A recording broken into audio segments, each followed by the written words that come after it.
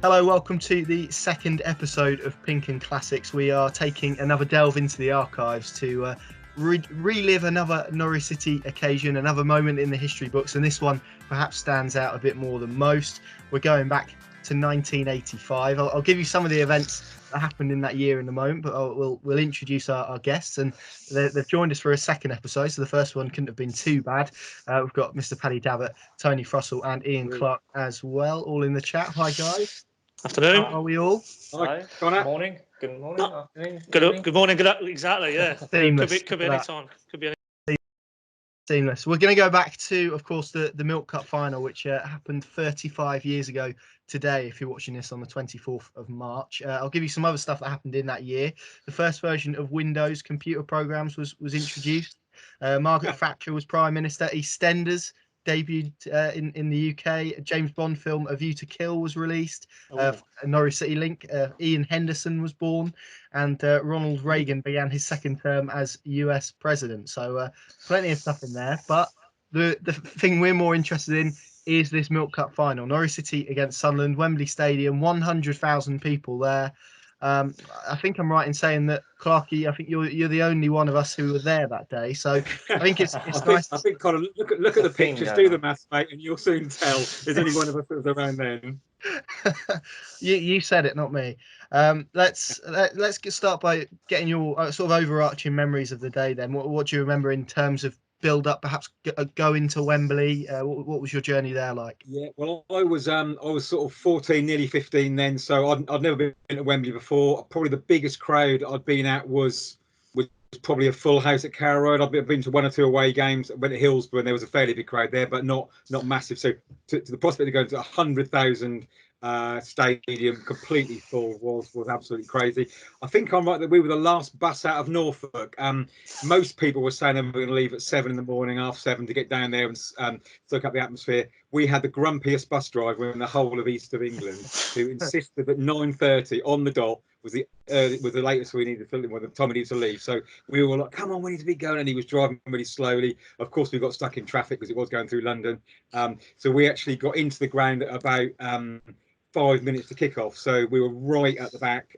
So it was certainly an interesting start to my first time at Wembley. Certainly was. Paddy, you've been taking a look at the run Norwich went on to get to Wembley. Of course, everyone remembers the semi-finals against Ipswich. It was that Steve Bruce header, of course. But yeah. What about the run in total? Who did Norwich City face? Who did they beat? Yeah, well, as you say, Connor, rightly, and even if he wasn't, as Clarky's rather selflessly pointing out, not of an age that you would remember it for personal first-hand experience, but you certainly, I think, if you're a Norwich fan of any description, you'd know about the Ipswich semi-final, the three-legged 3-0 aggregate win, Steve Bruce's iconic header. But earlier in the run, Preston away, round 2, 3-3, beat them at home 6-1, so that's 9-4 on Ag, comfortable passage. But Aldershot, 4th division at the time, so 4 leagues between them, Norwich top tier. Home game, Carrow Road 0-0, went back to Aldershot, won the replay 4-0. And I think Tony's pointed out, if you want to go hunting it, there's some great footage of Ken Brown post-match. Was that the replay, Tony?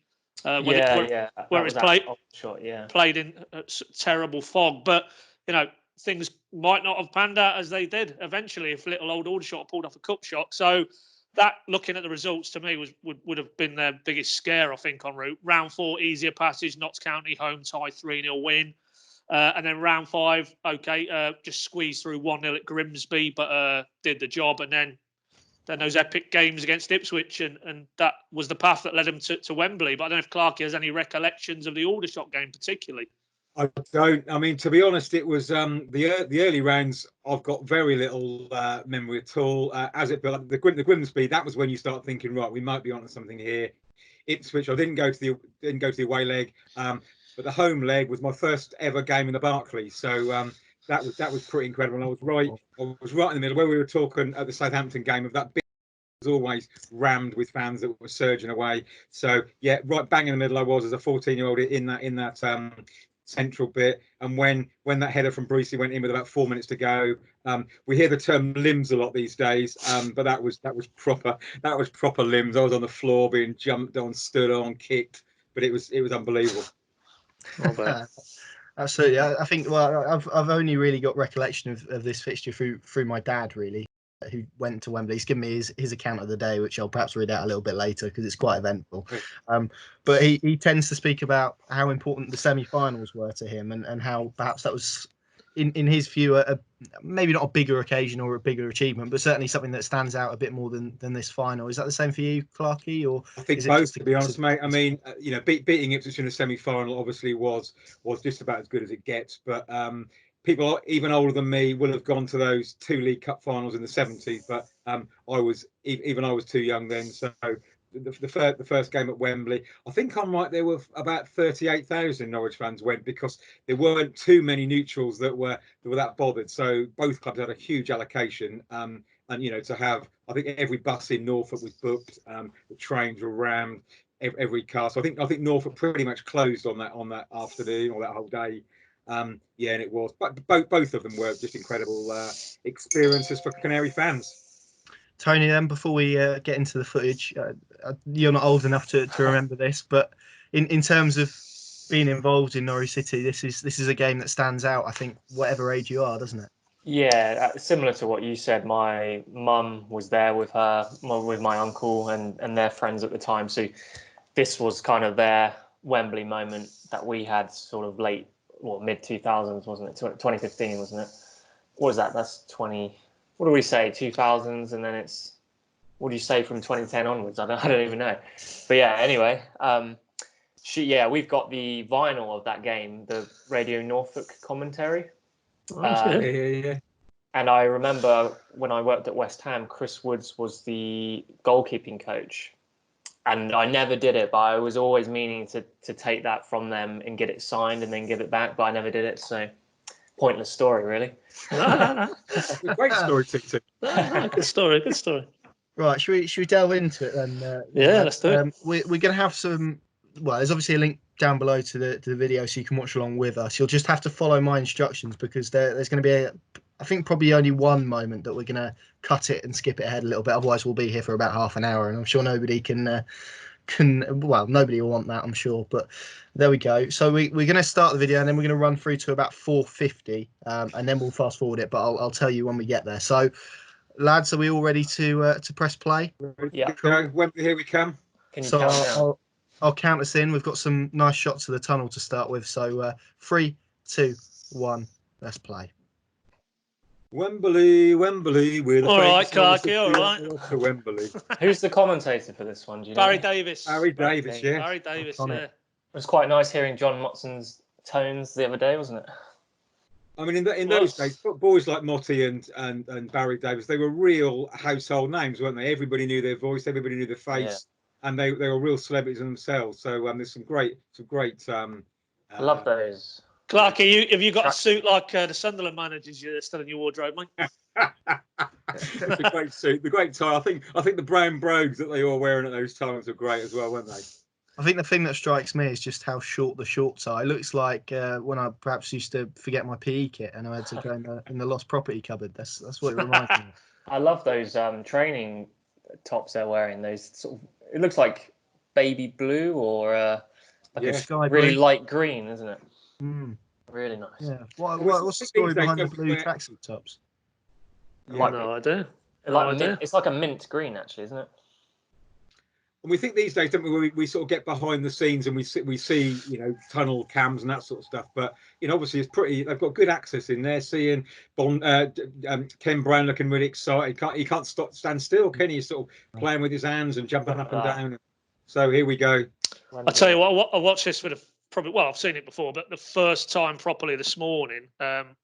And just these scenes here now, it kind of puts me in mind. I've got to get my Coventry reference in, but when Cov were there, the old Wembley, you'll never beat that for an atmosphere. And when they actually walk out the tunnel in a few moments, bearing in mind Norwich isn't my team, the hairs were going on the back of my neck because the roar is something else. And I think Barry Davis alludes to it later on that it was two teams who, with the greatest respect, wouldn't have had too many days out of this nature at that point in their histories. And you said it earlier, Clarky, almost Norfolk shut down. That would have been the same on Weir side. And that excitement is palpable in the noise, I think, when they emerge. Yeah, I love Barry Davis was talking about that. We were talking about in Norfolk, good old Norfolk phrase, beautiful. I think the Probably thing some of that those people have struck probably me never been looking out at when you north, said they've probably that, never been to London before on that day, so it was an extraordinary occasion. absolutely. The thing that strikes me looking at those shots of the crowd that have just gone past, how many people are wearing hats? There's a lot of yellow and green hats, and there was also some red and white hats from the Sunderland fans there as well. Yeah. Talking of a top, There's a lot of panelled caps which were of a certain vintage in that time. what's going on here with the Sunderland manager, Len Ashurst? He's got his umbrella here, talking of a tyre. That's very dapper. He's like he's Carnaby Street bound or something. He's I don't like know. Here you go, Mourinho mate. of I those won't need that. I've been told it's not raining. Well, we're saying about the Wally with the brolly. There, who's the original Wally with the brolly, isn't it? Yeah. But you're talking about this walk out. This moment now. Listen to the noise. Yeah. Referees at the back. But the long walk, they need to bring back the long walk at Wembley for sure. Absolutely. Here we go. Oh, yes. Oh, the flags there. So you sorry, Clark, you just literally got in a few moments before this then, essentially. Yeah, we're at the far end, and Yeah. In those days, Wembley was just literally one big drop. So we were right at the top, and there was a few barriers and that sort of stuff, but it was all basically one tier. So we were as high up as you could get. Everyone else had just gone piled towards the front, and the flags as well. Everyone seemed to have a flag. Everyone had taken something. Hats, flags, scarves, kit, signs, yeah, homemade signs. How does it compare to the playoff final in terms of sea of colour? How back then was it just? I think the same in some ways. Obviously, we hadn't been to Wembley for so many years when we went for the playoff final. So I think the excitement of it all being so new and being such a great adventure, and I think that's why everybody really went for it. Paddy, as you said, for Sunderland as well, it was their big day. They hadn't been there for quite a lot of years, so it wasn't like, oh, we go to Wembley every year. It's just another day out, another cup final. It was a really, really special day for both clubs. Wow, okay. Great band. I was going to say that's a big old band on the pitch. There's Mickey Shannon. You can just tell that they're just so excited to be there, aren't they? The players. Yeah, but my looking at this, I look at the Shannons and the Asa Hartfords, and it's mentions in the commentary in the second half, I think, about that experience Norwich had, and you could see they look very relaxed there to me because they had a few young boys, didn't they? The Barhams of this world and Chrissy Woods and those sort of players. But they do actually look quite relaxed, I thought, pre-kick-off. Mickey Shannon, the whole run up to it, he was. I mean, we know what character he was as well, but he was such a big figure, such a big character, and I think the fans really got behind him. And he came at the end of a really illustrious career. There's not much Mickey Shannon hadn't done in his life, so he came to Norwich at sort of the twilight, but the experience that he brought and just the life that he injected into the club was extraordinary. Right then, lads, should we pause it there? And, yes. About 5:24 I've got on mine. Yep. If we skip forward to 6:40 we've got there, and we can see the graphics of the teams as they appear. So I'll just get that lined up, and I'll count us back in. 3, 2, 1, and play. So as we were saying there, Clarky, you better than us, but the experience, the Shannons, Dean as well, Asa Hartford, of course, but mixed in with one or two younger players. So a nice little blend there, looking at that. Yeah, I mean, Steve Bruce had been at the club for just over a year then, so we're still relatively unknown, but a great pairing with Watson, Haylock, and Van Wyk. Van Wyk was a really popular player because at that stage, 35 years ago, there was nowhere near as many overseas players. So he was quite a character. Bit of a one for the ladies was Dennis. I think he was really popular. But again, like I said, up the Southampton game, that 4-4-2, we played it a lot down the flanks with Louis and Marky Barham, both great wingers, and it was real. Get it on the flanks, get the ball across, and Dean and Shannon were there to do the rest. Just wanted to interject there, Connor. That Sunderland lineup we saw just go through. Obviously, Barry Venison is the name that stands out for me. Went on to have a good career with Liverpool as well. He was only 20 here and he was captain. So it just shows. I think their first choice was injured, if I'm not mistaken, captain wise. But 20-year-old captain leading them. But bizarrely, a few years back, there was a Len Ashurst, the Ken Brown counterpart, Sunderland manager, did an autobiography. Obviously referenced this episode in his career highlight for him as a manager. apparently 30 minutes before kickoff, Barry Venison had to start taping up his boots because he'd signed a rogue kit deal that wasn't a sanction, because back in the day, it was all player pots and the money got shared out amongst the players when they got to these showpiece finals. So not the best preparation. We see him there in the shot there that apparently, 30 minutes before they're having to get into commercial deals, which is rather bizarre, I thought, when I read that. But yeah, it just underlines, it's a different era now in terms of the commercial elements around these sort of games, isn't it? Yeah, completely. There, I can see, is that Becca Paul? Neil Midgley, the captain, no, referee there. Say again, Clarky, what was that? If I could see Paul Chesterton there in there. No. He's not that old. He's not that old. Definitely not. Great hairdos and really shorts. That is the theme of the day, I tell you, boys. I was just saying that Norwich kit, Tony. Whereabouts did that come? Was it in the World Cup of kits? Because that seems to be quite a popular one, doesn't it? Is that that one? I think it might have had a rogue early knockout purely because it was against one of the other favourites. But that is up there, I think. Generally, that kit, isn't it? Yeah, the Hummel kit is remembered fondly for sure, and you've got you can see on the shorts there the logo going down each side. And you think about sort of these days of global advertising brands, and there we've got Poll and Withy, Norfolk aluminium window firm, that was the name on the shirt then. Yeah, I saw that. Yeah, I saw that's Shannon's boy. Yeah, Shannon's son. Yeah, there he is. No, I think you'll see as the game elapses. I think I saw Anglian windows and Coleman's mustard on the old A boards. Right, boys. Mixed news agent from Rackheath. Yeah, I didn't see that one, mate. No. Here we go then. Should just roll over into the first half. So there we go. We've got kickoff here. Sunderland kicking off. So this end were Norwich. They were kicking away from their fans, were they? They were kicking away from the fans. Yeah, the Norwich fans are to the left of the screen. Yeah. Right. And one of the things I sort of recalled from seeing it was a very open game. Both teams really went for it. Lots of good flowing football. It was no way sort of an edgy. Teams didn't go for it finally. That shot was not far away after about 20 seconds. No, it wasn't. Oof.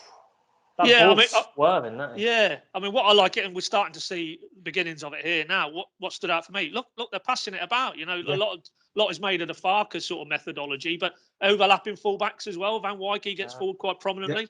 It's quite progressive for me that era. I mean, I'm assuming that was how Brown got his sides playing, Clarkey. It was, quick ball on the floor, tempo, and he liked to get the ball in the box. So both fullbacks, both wingers were encouraged not just take people on, but get the ball across as quickly as possible. So the ball went in the box a lot. There's Mickey Shannon. Brucey at the back post. Yeah, that was Brucey. Yeah, a bit of variety as well on the free kick routine. What a great play was in the air. I mean, obviously we remember that header against Ipswich in the semi-final, but I can't remember how many goals he scored for Norwich, but he was always up, not just for corners, but like he was there for the free kick. And they really got the two centre halves forward a lot. Never got an England cap, did he? No. Brucey, no. Shocking, that. Certainly when he went on to United and started winning trophies there, you would have thought surely. But Pallister was the one, wasn't he? Out of those two, seemed to get the England recognition. Talking about adventurous centre backs, you could say he should have had more caps than he had. He was we've had some brilliant keepers over the years, haven't we, in Norwich? But Chrissy Woods was a really. Well, I mean, to be honest, Clark, I didn't realise, but he'd already won the League Cup with Forest as a 17-year-old. When I think Peter Shorten was cup tied or injured or something. I think it was cup tied actually. Yeah. So mid-20s he was here, and this was his second League Cup win. That's not bad. It's not bad. This game was known as the friendly final, wasn't it? Yeah, it was. Yeah. I mean, I remember before the game, I was walking down Wembley Way, and I needed to let nature answer its call. I walked into this big loo block, and there was about 15 big northern lads, all about 6'5" each. So I was like a squitty little 14-year-old from Norfolk, and I was expected to get my head pasted, but they were brilliant. They were like rubbing my head and saying, I won't repeat the accent, but have a brilliant day, lad. Lovely to see you. And it was so friendly. Quality. Yeah, of course, both teams still compete, don't they, for the Friendly Cup? That was a decent chance, I thought. I mean, it's come at him sharp, but 10 yards out. Oh, Dean. There's chances here. It's not one of those boring modern finals. Where it was. Both teams really went for it. Tell you what caught me eye as well, Clarky, is Mark Barham. He had a lot of opportunities, didn't he? He was really, quite a progressive midfielder, wasn't he? Running beyond the last man and that. Yeah. Good old Dixie. He was a good striker. He was. We were talking about Flecky against Southampton, a very different sort of striker. Dean was a bit more cultured, quite a classy player. Scored some really sort of good quality goals rather than being a sort of a make himself a real nuisance to the defenders. There was another chance. That was good. That was a Like good PRS. play by him there, actually, to take it in and turn. And Yeah, I mean, as I say, you know, going back to what I said earlier about how relaxed they looked before the game, you can see how this first half developed. You know, there was no nerves at all in their play, was it? You know, very progressive. Look at that. Yeah. They're not afraid to have a shot from No. range. Yeah. Oof. Oh, I that's tell you what, some of the boys are sitting here in the River End now. Whenever one of our players gets the ball, they're all like, "Shoot, come on, don't just put your foot through it." Well, I think they'd love this team because a lot of it was as soon as you got the ball within 20, 25 yards, they had a pop. Mm. Is Asa? Yeah, good player. this is like a good, proper good cup final. This. Great advantage there from the ref because there was a Norwich player down there, wasn't there, in the box? You know, we'd have seen that. Safe Pull hands. back. Neil Midgley, well done, Mr. It Midgley. looks Norwich seem to be all over them. Was Yeah. it Sunderland division below them? No. No, They were same same league. league. Yeah. Good bit. Oh, terrible ball though. I was going to say good defending. Good That was a pace. ball. Yeah. Oh, goal. that's Good that- goal. we see Norwich do that a bit now, don't we? Do something amazing at the back and then give it away straight away. Clive Walker. Yeah. He had a different kind of 80s hairdo, didn't he? Did he have any hair? I'm not sure. He didn't have too much going on there, did he? No, not a lot going on. Tell you what, I noticed there, bearing in mind that's the Norwich end, when he went to take the corner, we could see a massive Sunderland banner, just to underline what you were saying about, you know, particularly this era as well, which we all know was blighted by crowd problems. I mean, the fact that the two sets of fans were happily mingling says it all, doesn't it? Yeah. It was obviously the end of this season when Norwich would have got into Europe, but obviously what happened to High Saw meant that it didn't happen. Well, actually, on that front, I think Barry Davis at the end does make that point. He says, and Norwich have now got European football to look forward to for the first time in their history. But you know, as we all know, tragedy struck not that long after this, because this would have been March. So yeah, a couple of months on. March, yeah. Marky Barham again, just desperate to get the ball across. Tell you what, he was prominent. There was no, I mean, how old was he there, Clark? He can't have been much more than early 20s. I would have thought 22, 23, yeah. Yeah. So with the running track, was that not used at all much after? Because you can see that the pitch goes into it. So would they have took the turf up or? I'm not sure because I think they were greyhounds there, weren't they, at one point? Speedway used to have. Speedway, used to run Speedway there. Yeah. Now I'm afraid to say he'd have gone. I know what you're going to say. He'd have gone denial of a goal scoring opportunity. I'm sorry, but with our Norwich hats on, you might have been down to 10 men there, mate. And as for this, Clarky, do you remember Zaire 1974 World Cup? Yeah. This is the Norwich version. Anybody who doesn't have a clue what I'm talking about, look it up on Google. Google it, yeah. Zaire 1974 World Cup free kick. I think I remember that. Yeah. Right. Ooh, we're waiting. Ooh, Zaire. Just keep your eye on the. Is it Haylock, Clarky, the right back? Yeah. Yeah, on the end of the wall. On the end of the wall. Come on. They've been Oh, practicing. second age here. Yeah, I'm not sure what he heard there. Is that booking? I think he just got a lecture, didn't he? But the lad in the Zaire lad got a yellow card for that. He booted it though, didn't he? He did. To be fair, yeah. Norwich Union there, boys, in the background. Yeah. So Fine. Oof. they've obviously just taken all those like local adverts down there, haven't they? Yeah, who would have been there from the EDP then? Or even the news? Question. I wonder whether Chrissy Wise might have been. Possibly. I don't want to age the guy, but possibly Malcolm Robertson. Yeah. Thinking about it, I think Wise. Robbo might be watching actually. Robbo, let us know if you were.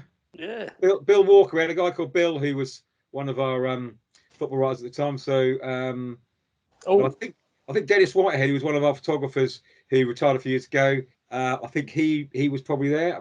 We probably took 5 or 6 photographers, I think. Yeah. I mean, it would have been a different world in terms of getting the content across, wouldn't it? I mean, that would have been a Saturday or Sunday. That was a Sunday, yeah. Sunday Half time. afternoon. Yeah, and After, yeah. getting the images back to Arching HQ would have been quite a challenge, I'd have thought. Absolutely, yeah. Is that a band coming back on? Was there Yeah, I was half-time going entertainment? to say, you see the players run in and hundreds of people, well, probably not hundreds, but certainly a good Pause chunk. it there, lads. Let's pause it there. As much as I love Jimmy Hill with my Coventry hat on, I don't think we need to hear him. Although it's bizarre, Bobby Charlton, Laurie McMenemy, and Steve Cram with the half-time panel. Steve Cram with his kit on, full kit. Yeah. Big Sunderland fan, though. Anybody who doesn't know Steve Cram. I don't quite know who would have been the Norwich sort of. Sorry, my phone's ringing. Who would have been the Norwich celebrity then? That's Neil Midgley. It's Neil Midgley, mate. After you criticised his refereeing, failure to order Why? sort of like Norwich celebrities who would have been on the panel. Presumably not, as there wasn't anyone there. No. So obviously, I don't want to spoil it, but something happens quite early into the second half. You weren't getting refreshments or anything. You didn't miss it. I didn't get out there. If we'd have gone out, we would have gone back in. So we just. I think I probably had like a pocket of Marmite sarnies or something, but we didn't leave the ground. Did they have a concourse area back then with food stalls and stuff in stadiums? I seem to remember getting showered with booze when something happened. So I guess it was probably just pints at that in those days. Right. I've got written down here that this is to date. This remains the only time both finalists in a major English competition were relegated at the end of the season. Right. Which is interesting, isn't it? Of course, Wigan won the FA Cup, didn't they? And then went down fairly recently. But that's quite something for both teams to be in a cup final and then to get relegated at the end of the season. What do you remember? Because obviously you had such a high with the cup final, and then such a low with relegation. So the sort of the relegation problems are a bit of a subplot really, because there was a complete euphoria in the build up to it. Obviously beating Ipswich, going to Wembley, winning at Wembley, that just carried everyone on. And we hadn't been adrift. We'd been doing okay, and then gradually, we sort of talk about the cup having a bounce. It was the opposite. We started losing a few games and not getting the good results. But when the regular season finished, Norwich was still several points clear of the relegation zone. Now, as Mr. Davitt will know, a certain team had 3 games left after the regular season finished because of various issues. So they still need to win all 3 games. The last game was against Everton, who were champions that season. So even when we finished and we knew that it was still a chance to go down, we were still pretty relaxed. Oh, well, I'll be okay. There's no way Cov will win all 3 games. But of course that happened. And so Norwich were relegated when we'd all packed up and gone away for summer. It was on a Sunday lunchtime when Cov beat Everton. And I remember we'd been to church, came home. There was no social media or anything then. Put the telly on and we saw that they'd done the business and that we'd got relegated. So it was a really surreal situation that Norwich had no part to play in ultimately what happened. But we went down because a certain team from the Midlands did the business. I was going to say, as you were speaking there were a few smiles from Paddy. Well, you'd had your day out at Wembley and your trophy, Clarky. Don't be greedy. Let us cling on to something like First Division status as it was for a few more years. Right, should we go into the second half then? Yep. Okay, I'll count us down again. 3, 2, 1, and let's play. So Norwich now kicking towards their supporters. Yep. There we go, kick off. They're still doing that thing where they kick off and try and play it to one side. That's lived on, that, hasn't it? Go along. It was always sort of go along, get it in the other team's sort of half. Kenny Brown still making his way back. Going down the channel. Here we go. Oh, the hairs on the back are going, boys. Great work from Dixie. Was. Oh, there it is. Yeti! got to be gutted At that if stage, you're you can imagine, as I said earlier, there was no real way for fans to stop going down. So there was the most almighty surge. Everyone piled forward. I remember I went with a mate of mine and his mum and dad, and I just got carried who knows how far down. I hadn't got a clue where I was. I didn't know anybody around me, but I didn't really care. We were going mad. So eventually I found them sometime later that day, but it was real scenes. And this is, we talk about iconic goals. This is one of the iconic goals, isn't it, in Norwich City's history? It's it seems whatever age you are, you're familiar with that one for sure. And there's still an argument, isn't it, whether it was an own goal. I think it was an own goal, but some people will still say Asa should have claimed it.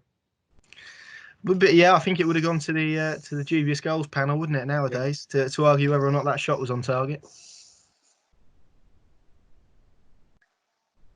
The commentator just said that. Yeah, I'm sure he'll claim it. Yeah. Still Norwich on the attack. And the days when you pass it back to the keeper and the keeper could pick it up, it seems that could happen. Nice moustache. Still having a go.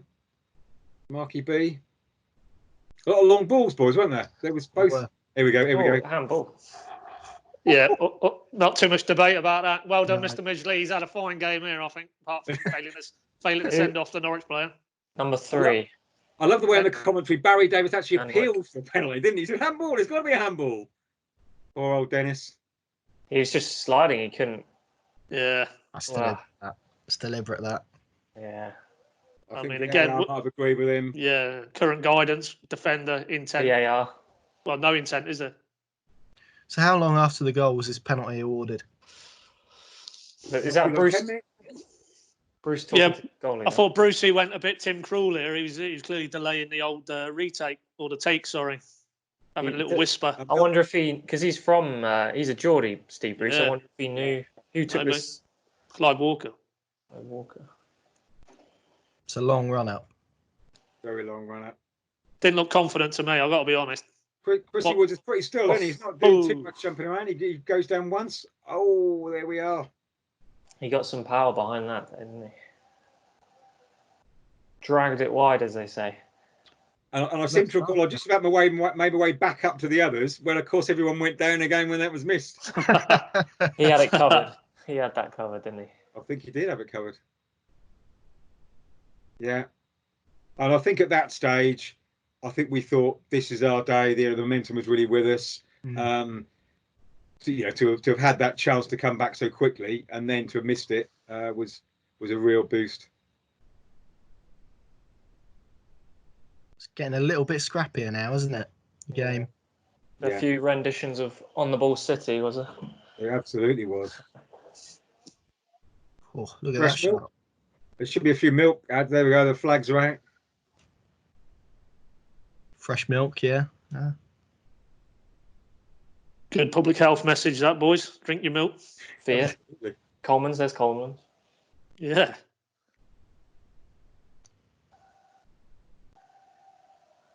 It's funny, you hear the same tunes being sung back then they are now.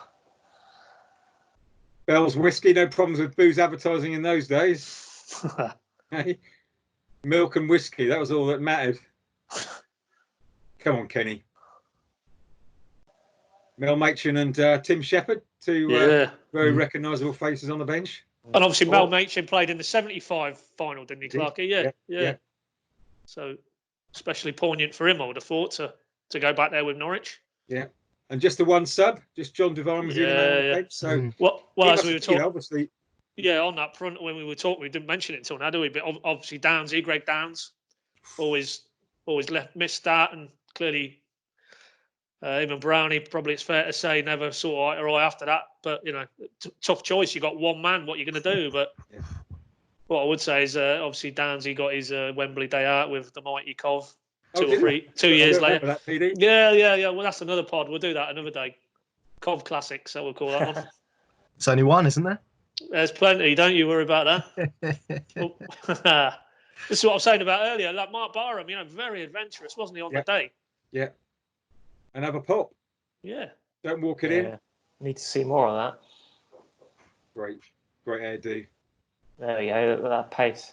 Yeah. Very open. Stays on his feet. I like that all round. I mean, the attacking player, good run from Dean, but a fine piece of defending as well, wasn't it? Just good football all round. That. Yeah, I agree. I agree with you, Brownie. It was Lou's. I mean, we had some great wingers in those days. Obviously, the two lads on the pitch, Disco Dale, Stevie Goebel, players like that. Norwich had a tradition of really good, adventurous wingers who literally put the foot, on the chalk marks and really went to the byline. And that mess. Just get the ball in the box, let the boys in there do the rest. No zonal marking these days. Bouncing the ball. That's how they told them. Ooh. Tell you what, there's Brucey. a lot of headed chances going over. There he is again. Oof, safe hands. It's been busy. It seemed, at least from these highlights, and it might not be a reflection of the whole game, but Norwich were fairly dominant. I would say this one. I think we definitely deserve to win. I mean, I don't. Obviously, those days you didn't get sort of possession stats and everything else, but that was a great effort. That'd have been a goal and a half. That Would. I do love that camera down by the dugout. That's a great angle. Hell of a ball in that. was. Just get it in the box. Oh. That's almost Andy Carroll-esque. He scored a few years back.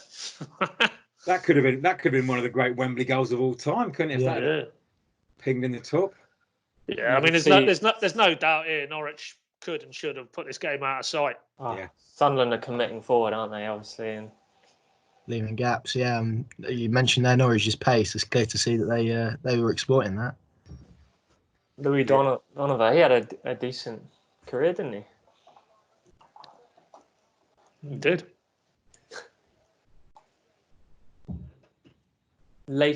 He joined Ipswich in '89. Interesting. I will gloss over that bit, mate. A few have done that over the years. Yeah.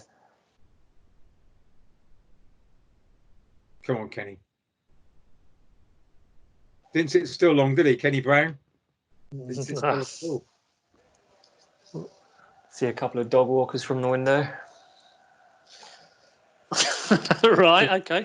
Keeping their distance. Tell them to keep it down. You're watching the Milk Cup rewind. They're certainly managing the game here, taking their time, aren't they? Yeah. Is that Bruce for the free kick there? Yeah. Oh, goodness. He's off. Yeah. Look at the amount of men they have back here for this throw.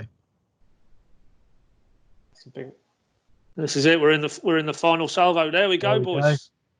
Superb. And that's it. You see, again, like you said earlier on, Paddy, fans are mixed in there, and there were home end, ends for both, but a lot of fans were mixing, and I don't think there was any bother at all. It was great. I would suggest, I don't know definitively, but that's probably the one of, if not the last Wembley final you had, that wasn't it? Because of the way football sort of turned social sort of issues that infected football then. That's probably the last type of final of its kind where, the both sets of fans were free to, certainly until modern times anyway, certainly till we got past that. Trophy lift now. Yes. Straight on to the celebrations. I quite, the sort of rawness of the footage makes it even more real, doesn't it? It's quite nice. All the flags there. And particularly as well, Clarky, given, I dare I mention them, but, the team in blue over the border had been there a couple of times, hadn't they? 100%, yeah. In the recent living memory. So for Norwich to have their day out and then do the business as well, that meant a lot as well. Yeah, that says they've done it in Europe, they've done it in the FA Cup, they've obviously been higher up in the league. So yeah, absolutely right. For us to have that day out, that success was absolutely brilliant. Timmy Shepherd. Yeah. Mickey Shannon's boy still in there, loving it. You can't believe it. He's awestruck. And there probably weren't many footballers in about. I mean, I don't know how old the boy is. They're probably 12. To have had to be playing in a Wembley final with a 10, 12-year-old lad is quite unusual, isn't it? Yeah. Well, when we were looking through the pictures earlier on, we saw a nice bit in the paper the following day with Steve Bruce and obviously Alex Bruce at that time, who's only 6 months old when this was done, and I think Lakers pointed out that Steve Bruce was giving him his medal. So yeah, it goes to show, doesn't it? Well, cheers for souvenirs for the red and whites. Yeah.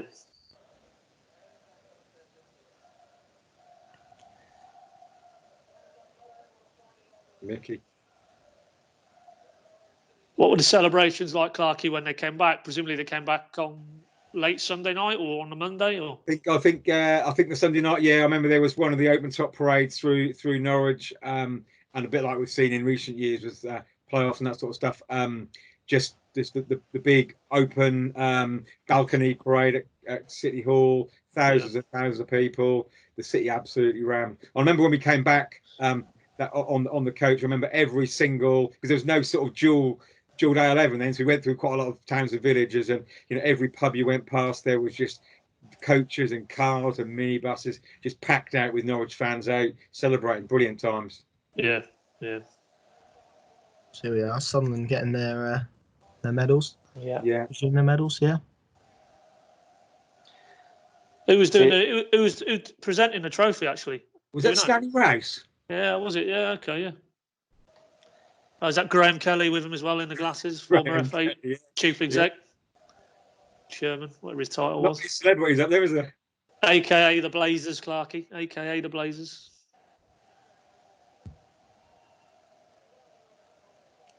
Well, one day, hopefully, we'll get back there. Walker, not his day. Fair play. That's some support, that. That is, yeah. See them shaking hands with the players there. Yeah, that's very true. Okay. Clapping. Maybe Watson leading the way. I mean, for many of these players, this will be the only trophy they won their whole career, the best day of their lives, probably. Yeah.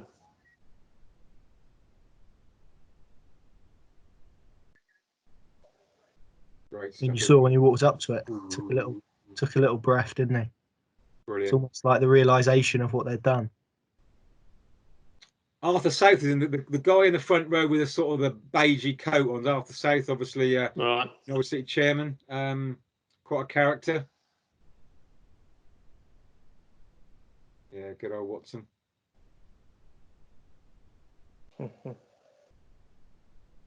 Was this before or after Dean joined Villa, Clarkey? Had he come from Villa, or did he go on to go to Villa? I think he went there afterwards, didn't he? I'm trying to remember. Did he? Right. Yeah. So, wondered whether he'd won some medals with them.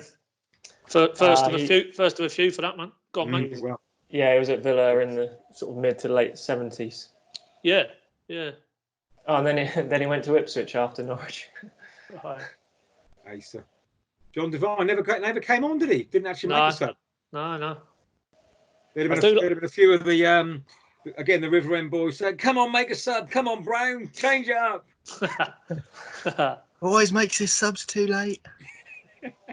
Keep winning trophies. They'd have had people like Connor doing analysis on his substitutions or lack of. And Mickey Shannon, typical Mickey Shannon. Everyone else is gone. He's still like having all the banter, chatting to everyone. Whoop, nearly fell. Nearly Mick. Yeah, having a chat with everyone. Brilliant. He was a tremendous character. Would he have won it with Southampton in '76, the FA Cup? Yes, he would. Yeah. Yeah, he would have been there at that point, would he? Yeah. Yeah. I think by this time he was about 30, mate. No, he was only 30 apparently. 30, was he? Yeah, okay. yeah. Said in the commentary, I think earlier. Yeah. I mean, you wouldn't see that, would you? Or would you? You wouldn't see the losing team. I don't recall the losing team going and doing a lap of honour, or not a lap of appreciation. Yeah. I suppose as their fans are at the tunnel end, it's probably. Well, fans normally stream out, don't they? Now. Well, that's a good point. Yeah. Well, it's because it's normally a sort of a Man City v Man United or something. Done the job. Let's go home. Yeah. There we are. Got to beat the rush. Yeah. But I guess back then, a lot of these fans would have travelled on the coaches, and the coaches wouldn't have left without them. So, apart from Clarkey's grumpy coach driver, I bet he was pulling out 6 o'clock. Come what may. Right, we got to get back. I've got to be at school run in the morning. There we go. Mickey again. Lovely shots, these. Yeah. All the flags in the background. I think I was still at the top by then. I might have come down a little bit further, but great stuff. Sort of reminiscent of Wembley again, the sort of modern Wembley when all of the backroom staff on the pitch, Delia and all of that. They're all photographers there, I'm guessing. Yeah. Looks it. Yeah. Goodness.